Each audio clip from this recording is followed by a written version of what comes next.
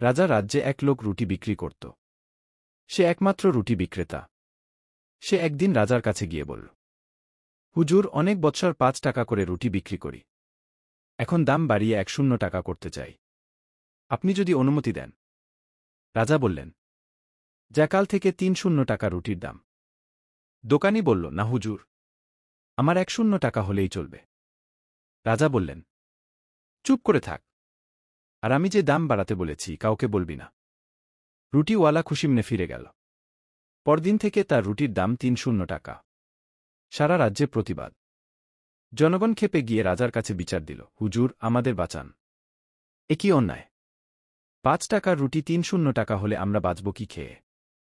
রাজা হুঙ্কার দিলেন, রুটিওয়ালাকে ধরে আনো। এই অন্যায় মানা যায় না।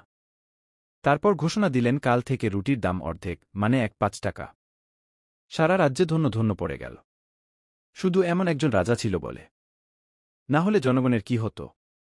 রুটিওয়ালা খুশি, জনগণও খুশি, রাজাও খুশি।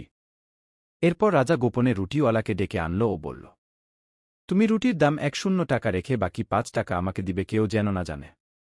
সতর্কীকরণ, এই ঘটনা সম্পূর্ণ কাল্পনিক। বাস্তব কোনো ঘটনার সঙ্গে এর কোনো মিল খোঁজার চেষ্টা না করাই উত্তম।